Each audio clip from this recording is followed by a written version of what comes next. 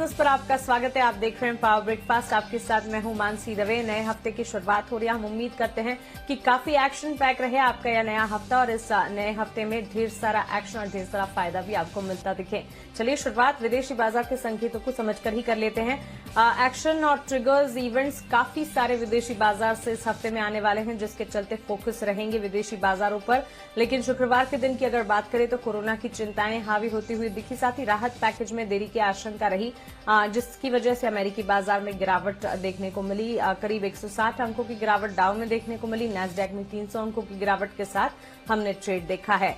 आज अगर एशियाई बाजार की शुरुआत की बात करें, एसजीएक्स निफ्टी आप देखिए हल्की बढ़त के साथ 11677 के स्तर पर ट्रेड करता हुआ। वहीं डाउ फ्यूचर्स अगर देखें, यहां पर उतार चढ़ाव के बीच ट्रेड देखने को मिल रहा है। जापान के बाजार में करीब 300 अंकों का उछाल है।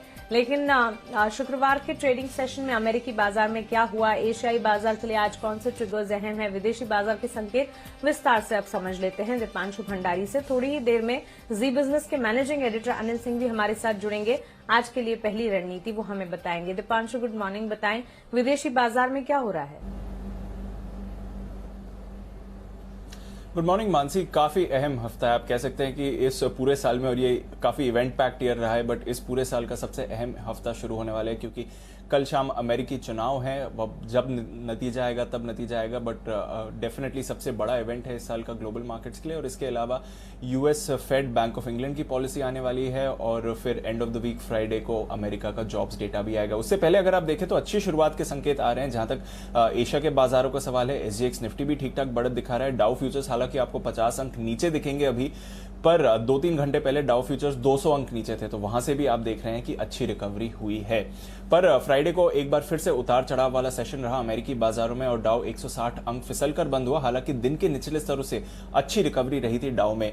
ज्यादातर जो परेशानी आई है फ्राइडे के दिन वो सिर्फ और सिर्फ आईटी स्टॉक से आई है, जो टेक्नोलॉजी हैवी वेट्स हैं। इसलिए हमने देखा नैस्डैक में 2.5% की गिरावट थी, क्योंकि एप्पल और अमेजॉन, इनके नंबर्स तो अनुमान से बेहतर थे, पर नंबर्स के बाद काफी भारी मुनाफा वसूली आई, जिसकी वजह से पूरे मार्केट पर दबाव पड़ते हुए दिखा है। इसके अलावा कोरोना मामलों में रिकॉर्ड उछाल से भी चिंता बढ़ रही है। यूएस में फ्राइडे को 1 लाख से ज्यादा नए मामले सामने आए, जो अब तक किसी भी देश के लिए रिकॉर्ड है और पहली बार किसी भी देश में 1 लाख से ज्यादा एक दिन में कोरोना के मामले आए हैं। अक्टूबर का महीना वैसे काफी खराब रहा ग्लोबल मार्केट्स के लिए, और इसमें यूएस मार्केट्स के लिए भी हमने देखा कि मार्च के बाद सबसे खराब महीना था, जिसमें डाउ लगभग 4.5% फिसला है और नैस्डैक में भी 2.5% की गिरावट आई थी। शुक्रवार को अगर आप यूरोप के बाजार देखें तो यहां पर चाल मिली जुली रही। ईयू का जो Q3 जीडीपी डेटा आया है वो अनुमान से बेहतर रहा 12.7% से। पर एक और जो अब चिंता का विषय बन गया है, फ्रांस और जर्मनी के बाद यूके में भी अब दूसरा लॉकडाउन आ गया है। सिर्फ एसेंशियल सर्विसेज या मेडिकल इमरजेंसी के लिए ही आपको बाहर निकलने की अनुमति है। हालांकि स्कूल्स और कॉलेजेस फिलहाल खुले रहेंगे, पर bars, pubs, restaurants, public gatherings पर हर तरह की रोक लगा दी गई है, तो वहां पर भी हमें नजर रखनी पड़ेगी। एक और जो लॉकडाउन आया है। इसके अलावा अगर आप देखें तो कच्चा तेल यहां पर फिर से गिरावट आई है, क्योंकि मांग की चिंता चल रही है। यहां पर 5 महीनों के निचले स्तर पर है कच्चा तेल। वहीं सोने में हमने देखा है कि बिकवाली का दबाव है। डॉलर इंडेक्स फिलहाल इलेक्शन से पहले खरीदारी के संकेत दे रहा है।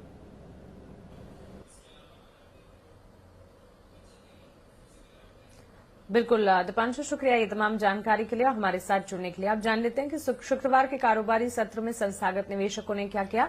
एफआईएस के बिकवाली के आंकड़े आए हैं, वहीं डीआईएस की खरीदारी के नंबर्स हैं। एफआईएस आप देखिए कैश मार्केट में करीब 871 करोड़ की बिकवाली कर रहे हैं।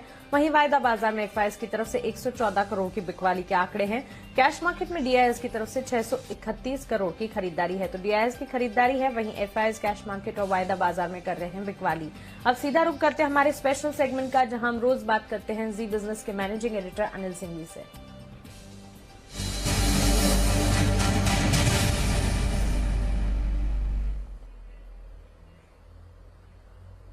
Anil sir good morning. इस हफ्ते इवेंट स्पेसिफिक ग्लोबल मार्केट्स काफी चर्चा में रहेंगे, लेकिन इनका असर भारतीय बाजार पर कैसा पड़ेगा? पहली रणनीति आज के लिए क्या होगी? Good morning Mansi. देखिए, लोकल सेक्टर्स मजबूत है और इंटरनेशनल सेक्टर्स थोड़े से वोलेटाइल या चिंता की तरफ इशारा कर रहे हैं, क्योंकि जो कुछ एक्शन होता हुआ दिख रहा है वो अमेरिका में है, यूरोप में है। यूरोप में कोरोना का डर है और अमेरिका में चुनावों के नतीजों का। लेकिन हमारे यहाँ आप देखिए जीएसटी कलेक्शन 1 लाख करोड़ के ऊपर निकल कर आया है, जो कि बहुत अच्छा है। हीरो मोटो को अपने अब तक की रिकॉर्ड बिक्री की है। लोकल मार्केट्स उतने कमजोर है नहीं जितने ग्लोबल मार्केट्स है। लगातार अहम लेवल से हमारे यहाँ खरीदारी भी आती हुई दिख रही है। तो रिजल्ट जो आए वीकेंड पर इंक्लूडिंग रिलायंस, कहीं कोई ऐसा झटका नहीं है कि जिससे कि बाजार बहुत खराब हो जाए। तो इन सब संकेतों के बीच में मुझे लगता है कि शुरुआत हम अमेरिकी बाजारों के फ्यूचर्स के हिसाब से करेंगे जो रिकवर होते हुए दिखेंगे, लेकिन उसके बाद भारतीय बाजार अपनी चाल पकड़ते हुए नजर आए। तो गिरावट में खरीदारी करने का मौका है। अहम सपोर्ट लेवल से बाजार ऊपर आने की कोशिश कर रहा है। आज के लिए 11,550, 11,600 आप मानकर चल सकते हैं कि मजबूत सपोर्ट के तौर पर काम करेगा। और ऊपरी स्तरों पर 11,725, 11,775 ऊपरी रेंज है जहां तक जाने की कोशिश बाजार की हो सकती है। तो इस रेंज को आपको ट्रेड करना है। बैंक निफ्टी 23,450, 23,550 ये अच्छा सपोर्ट रेंज है जहां पर आप सपोर्ट आते हुए देखेंगे। ऊपरी स्तरों पर 24,250, 24,350 ये वो रेंज है जहां पर प्रॉफिट बुकिंग आने की संभावना है। इस रेंज को आप ट्रेड करिए, ये आपके लिए राय होगी। बिल्कुल अनिल सर, शुक्रिया ये तमाम जानकारी के लिए, हमारे साथ जुड़ने के लिए। तो क्लियरली गिरावट में खरीदारी के मौके जरूर देखने को मिलेंगे। विदेशी बाजार के संकेत जो भी कहें, लेकिन लोकल जो ट्रिगर्स हैं, डोमेस्टिक मार्केट से जुड़ी जो खबरें हैं वो काफी पॉजिटिव है, जिसका एक असर इम्पैक्ट देखने को मिलेगा भारतीय बाजार पर। गिरावट में खरीदारी के मौके आज आप ढूंढे 11,550 से 11,600 सपोर्ट जोन्स के तौर पर निफ्टी पर मानकर चले। वहीं 11,725 से 11,775 ऊपरी रेंज होगी। बैंक निफ्टी के लिए 23,450 से 23,550 के सपोर्ट जोन्स आप ध्यान में रखें। 24,250 से 24,350 की ऊपरी रेंज है बैंक निफ्टी के लिए, इसे आप ध्यान में रखिएगा। लेकिन चलिए अब ऑटो बिक्री की रफ्तार कैसी रही है समझ लेते हैं कुशल गुप्ता से। कुशल, गुड मॉर्निंग, बताएं। Good morning Mansi. आप देखिए अनिल सर जिस बारे में बात कर रहे थे कि हीरो मोटोकॉर्प की रिकॉर्ड सेल्स आपको अक्टूबर महीने में आती हुई नजर आई है। इनफैक्ट वॉल्यूम के लिहाज से काफ़ी बेहतरीन प्रदर्शन रहा है और उन्होंने ये भी कहा है कि Q2 में जो उनका मार्केट शेयर है अक्रॉस जोग्राफीज वो भी बढ़ता हुआ नजर आया है। इनफैक्ट अभी जो यूनिट्स निकल कर आई है 8,06,848 यूनिट्स जो है कंपनी बेचने में सफल रही है। हमारा जो अनुमान था वो 7,19,000 का था। तो काफ़ी सिग्निफिकेंट बीट जो है आप हीरो मोटोकॉर्प के नंबर्स में देखते हुए जो है नजर आ रहे हैं। और आज हो सकता है कि इनका स्टॉक प्राइस में भी ये रिफ्लेक्शंस आता हुआ नजर आए ये नंबर का। साथ ही आयशर मोटर्स, यहां पर जो इनकी प्रीमियम कैटेगरी की पोर्टफोलियो है वहां पर कहीं ना कहीं थोड़ा सा दबाव हमें अक्टूबर महीने में जो फेस्टिव मंथ था अभी तक वहां पर हमें देखने को मिला है। और 66,891 यूनिट्स जो है कंपनी रॉयल एनफील्ड जो है इनकी प्रीमियम बाइक वो बेचने में सफल रही है। हमारा जो अनुमान था वो करीब 70,000 यूनिट्स का था। बजाज ऑटो और टीवीएस मोटर्स के नंबर्स अभी आने बाकी हैं, तो वहां पर हमारी नजर बनी रहेगी। वहीं पैसेंजर व्हीकल्स की अगर आप बात करें मानसी, तो Maruti Suzuki better than estimates number इनके भी रहे हैं और यहां पर करीब 1,82,000 यूनिट्स कंपनी बेचने में इनकी सफलतापूर्वक इन्होंने ये अक्टूबर महीना निकाला है। करीब 19% की बढ़त रही है। हमारा अनुमान 1,72,000 यूनिट्स का था, तो यहां पर बीट है। पर M&M यहां पर अंडर परफॉर्मेंस हमें देखने को मिल रही है। इनफैक्ट दोनों पैसेंजर व्हीकल और साथ ही फार्म ऑटो इक्विपमेंट जो इनकी ट्रैक्टर सेगमेंट है वहां पर भी धीमापन हमें नजर आया। 47,400 यूनिट्स का हमारा अनुमान था, उसके मुकाबले कंपनी ने केवल 44,360 यूनिट्स बेचने में ही सफलता प्राप्त की। और ट्रैक्टर्स की अगर आप बात करें तो वहां पर जैसे कि मैं आपको बता रहा था कि M&M का प्रदर्शन कंपैरेटिवली थोड़ा सा खराब साइड पर रहा। 47,700 यूनिट्स हम यहां पर एक्सपेक्ट करके चल रहे थे और 46,500 यूनिट्स ने कंपनी ने पोस्ट किए हैं। और स्कॉट्स का अगर आप नंबर देखें तो यहां पर बेहतर साइड पर इस बार भी नंबर्स आते हुए दिखे, जहां पर 13,664 यूनिट्स कंपनी बेचने में सफल रही। हमारा अनुमान 13,500 यूनिट्स का था, तो अनुमान से थोड़ा सा स्लाइटली बेटर आप इसमें कह सकते हैं। और अक्टूबर महीने की अगर आप बिक्री देखें तो ये हाईएस्ट एवर अभी तक रही है। साथ ही सीवी स्पेस में आयशर मोटर्स VECV के नंबर्स आते हुए नजर आए और अब कहीं ना कहीं CV साइकिल टर्न अराउंड होता हुआ नजर आ रहा है, क्योंकि नंबर्स जो है इस बात को बयान कर रहे हैं। 3,930 यूनिट्स का हमारा अनुमान था, उसके मुकाबले कंपनी 4,200 यूनिट्स बेचने में सफल रही। तो कंपैरेटिवली आप देखिए आयशर मोटर्स CV सेगमेंट काफी बेहतरीन परफॉर्मेंस है। अशोक लेलैंड के नंबर्स आने बाकी हैं, वहां पर नजर रहेगी। ऑलराइट कुशल, शुक्रिया ये जानकारी के लिए और हमारे साथ जुड़ने के लिए। तो ये है ऑटो बिक्री, अक्टूबर ऑटो बिक्री का अपडेट आपके लिए। लेकिन खबरों वाले शेयर्स दीपांशु हमें बता रहे हैं। दीपांशु बताएं। बहुत अहम दिन है नतीजों के लिए, वहीं से शुरुआत करते हैं। वैसे अहम हफ्ता है नतीजों के लिए। आज एचडीएफसी और एनटीपीसी निफ्टी में से यहां पर नतीजे आएंगे। वहीं वायदा कारोबार में Escorts, Zee Entertainment, Ramco Cement, Cadila Healthcare, PNB और बंधन बैंक पर नजर रहेगी और ढेर सारे कैश के भी नतीजे आएंगे। इसके अलावा इक्विटा स्मॉल फाइनेंस बैंक की लिस्टिंग होगी। इशू प्राइस 33 रुपए पर शेयर है। हेक्सावेयर की डी लिस्टिंग आज पूरी हो जाएगी। धानुका एग्रीटेक, इनके बायबैक का आज आखिरी दिन है। 1000 रुपीज पर शेयर का बायबैक प्राइस है इनका। और कमर्शियल माइनिंग के लिए कोल ब्लॉक्स का आवंटन किया जाएगा, जिसमें वेदांता, हिंडाल्को, अदानी एंटरप्राइजेस और जेएसडब्ल्यू स्टील जैसी कंपनीज शामिल हैं। कुछ पोस्ट मार्केट रिजल्ट्स की बात करें तो रिलायंस इंडस्ट्रीज यहां पर स्टेबल इनके नतीजे रहे, थोड़े मिले जुले आप कह सकते हैं। आय और मुनाफा उम्मीद से बेहतर था, पर मार्जिन और जीआरएम्स अनुमान से कम रहे। आय में हमने 26% की बढ़त देखी है, एबिटा में 9% की बढ़त देखी है, बट मार्जिन 19.1% से घटकर 16.2% आए। और जीआरएम्स की बात करें तो $6.3 पर डॉलर से घटकर जीआरएम्स आए हैं $5.7, तो ये थोड़े अनुमान से कम रहे। जियो की बात करें तो यहां पर आय में हमने 7% की बढ़त देखी है, मार्जिन भी थोड़े बड़े थे। इनके आरपू बढ़कर आए हैं 145 पर, अनुमान 144 का था, तो ये भी एक अच्छा आंकड़ा है। इंडसइंड बैंक यहां पर नतीजे अनुमान मुताबिक रहे, पर एसेट क्वालिटी में हमने सुधार देखा है। ग्रॉस एनपीए 2.5 से घटकर 2.2% आए और नेट एनपीए 0.86 से घटकर 0.52% के आए। एनआईआई में हमने 13% की बढ़त देखी है और कंपनी कह रही है कि फिलहाल जितने भी मर्जर से जुड़े खबरें आ रही हैं पिछले कुछ दिनों की, वो गलत हैं। आईसीआईसीआई बैंक यहां पर शानदार नतीजे आते हुए दिखे। एनआईआई में हमने 16% की बढ़त देखी है, मुनाफे में हमने अच्छी बढ़त देखी है, ग्रॉस एनपीएस और नेट एनपीएस दोनों में ही हमने गिरावट आती हुई देखी है और इनकी प्रोविजनिंग है वो 19% जरूर बढ़ी है। एक टैक्स एडजस्टमेंट की वजह से भी आप देख रहे हैं कि मुनाफे में थोड़ा उतार चढ़ाव रहा है।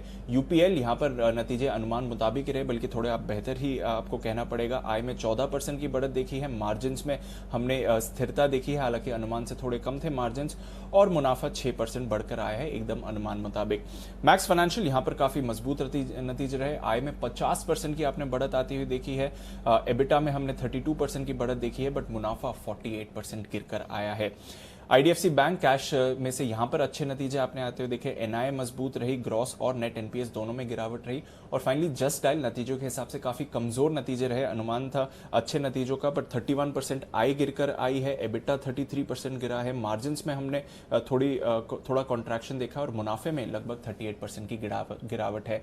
कुछ खबरों के बारे में बात करें तो कोल इंडिया यहां पर अक्टूबर महीने का आउटपुट 18.7% बढ़कर आया है, तो ये एक अच्छा आंकड़ा है।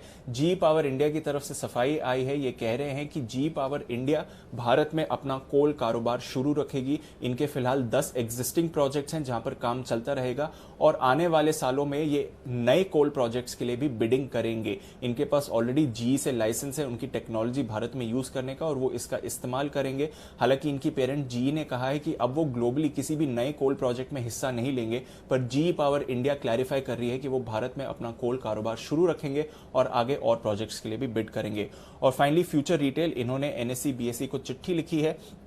ये कह रहे हैं कि सिंगापुर में जो आर्बिट्रेशन के दावे अमेज़न लेकर आ रहा है वो भारत के लिए वैलिड नहीं है और फ्यूचर रिटेल इस आर्बिट्रेशन का हिस्सा नहीं था। तो इनके हिसाब से डील चलती रहेगी, पर देखना पड़ेगा कि आगे और क्या लीगल चैलेंजेस आते हैं।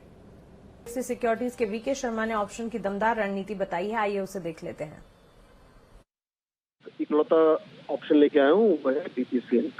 ऐसे वक्त के अंदर जब बाजार में कॉन्फिडेंस नहीं है तो एक ऐसा सेक्टर है जहाँ पे थोड़ा सा कॉन्फिडेंस बनता है, वो है रिफाइनरी का सेक्टर।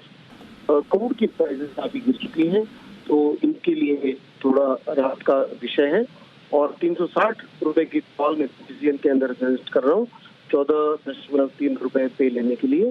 स्टॉप लॉस रहेगा 11 रुपए, टारगेट रहेगा 20 रुपए। अगर आप चाहें कि अगर आपके चांसेस बढ़ाना चाहते हैं सेक्टर के, तो बेहतर होगा कि आप इसको नीचे लें। और फिर अगर समझिए ये 4 रुपए नीचे खुलता है तो आपकी स्ट्रेटेजी अच्छी बन जाती है। पर आप 10 रुपए पे लेंगे, आपको स्टॉप लॉस करीब 7 रुपए रखना पड़ेगा, टारगेट वही रखें, तो आपके चांसेस बढ़ते हैं। कुछ इंपॉर्टेंट ट्रेडिंग कॉल्स आपको बताते हैं। चॉइस ब्रोकिंग की राय कोल इंडिया पर है। 120 के टारगेट्स को ध्यान में रखते हुए खरीदारी की जा सकती है। 110 का स्टॉप लॉस लगाइएगा। निर्मल बैंक सिक्योरिटीज यूपीएल पर खरीदारी की राय दे रहे हैं। 444 के स्टॉप लॉस को मानकर चले। 468 के टारगेट्स यहां पर देखने को मिल सकते हैं। बालकृष्ण इंडस्ट्रीज 1335 के स्टॉप लॉस के साथ 1395 के टारगेट्स को ध्यान में रखते हुए खरीदारी की जा सकती है। और अंत में एक्सिस सिक्योरिटीज की राय टाटा कंज्यूमर और एस्कॉट्स दोनों पर है। टाटा कंज्यूमर पर खरीदारी की राय 505 के लक्ष्य 486 का स्टॉप लॉस लगाएं। वहीं एस्कॉट्स पर 1240 के लक्ष्य के साथ 1185 का स्टॉप लॉस यहां पर मानकर चले। खरीदारी की राय फिलहाल एस्कॉट्स में भी बनती हुई देखने को मिल रही है। हमारे साथ आनंद राठी सिक्योरिटीज के टेक्निकल एनालिस्ट नीलेश जैन जुड़ गए हैं। नीलेश, गुड मॉर्निंग, स्वागत है आपका जी बिजनेस पर। इंडेक्स पर आपका नजरिया और क्विकली अपने टॉपिक्स भी हमें बताएं। Very good morning to you Mansi. Mansi देखिए, इंडेक्स पे राय बिल्कुल क्लियर है। अगर हम देखें तो पिछले सप्ताह हमको ऊपरी स्तरों से गिरावट देखने को मिली थी और वहीं पे इंटरेस्टिंगली निफ्टी ने 50 डीएमए के सपोर्ट से एक उछाल भी देखने को मिला था, जो कि प्लेस है नियर अबाउट 11,560 570 के आसपास। ओवरऑल स्ट्रक्चर इंडिकेट कर रहा है कि यहाँ से एक स्ट्रॉन्ग पुल बैक की संभावनाएं नजर आ रही है। रेंज है 500 to 12,000, तो इसी रेंज के बीच में बाजार में हम देख सकते हैं कि इस सप्ताह भी कारोबार हो सकता है। और निफ्टी में पुल बैक के लिए एक खरीदारी करने की सलाह होगी। करंट लेवल पे 11,580 का स्टॉप लॉस होगा। दो टारगेट हैं 11,750 to 11,800 हो सकता है आज के सेशन में हमको देखने को मिले। दूसरा, अगर हम देखें तो खरीदारी करने की सलाह होगी दोनों ही खरीदारी के स्टॉक से आज के लिए। पहला स्टॉक है बीपीसीएल। अगर हम ओवरऑल ओएनजीसी की बात करें ऑयल मार्केट कंपनीज की, तो एचपीसीएल, बीपीसीएल, इनफैक्ट ये दोनों ही कंपनियों में हमको एक स्ट्रॉन्ग बाइंग फ्राइडे के सेशन में देखने को मिली थी। एक ब्रेकआउट देखने को मिला था। खरीदारी करके जाने की सलाह होगी। बीपीसीएल पे 350 का स्टॉप लॉस होगा। 365 के टारगेट्स होंगे। दूसरा खरीदारी करने के लिए एमएफएसएल, मैक्स फाइनेंशियल सर्विस लिमिटेड, यहाँ पे खरीदारी करने की सलाह होगी। 580 के स्टॉप लॉस से 610 के टारगेट्स होंगे।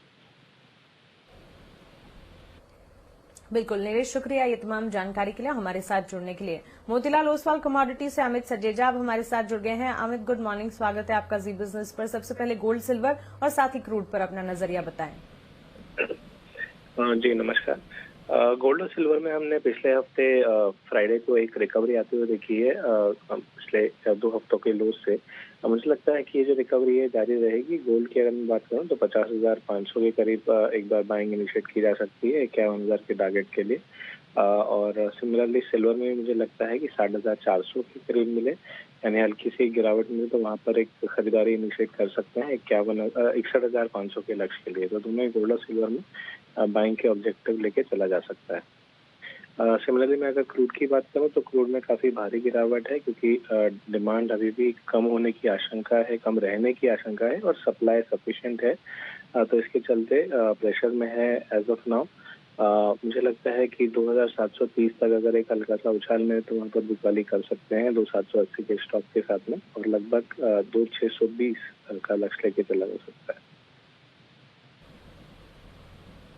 बिल्कुल अमित जी, शुक्रिया ये तमाम जानकारी के लिए और हमारे साथ जुड़ने के लिए। अब वक्त है एफआईआर का, यानी कि एफआई इन्वेस्टमेंट रिपोर्ट्स का।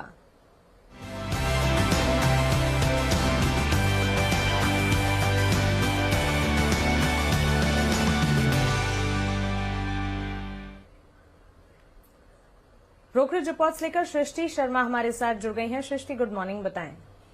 Good morning Mansi. सबसे पहले रिपोर्ट है दिग्गज रिलायंस इंडस्ट्रीज पे, जिसपे सिटी की पॉजिटिव रिपोर्ट आई है। उन्होंने न्यूट्रल रेटिंग बरकरार रखते हुए लक्ष्य 2210 के बताए हैं। अनुमान के मुताबिक नतीजे हैं, पर पेटकेम का जो रिफाइनिंग कारोबार है वहां पे कमजोर प्रदर्शन के चलते उन्होंने फाइनेंशियल ईयर 21 और 23 के एबिटडा में 3 से 10% की कटौती की है।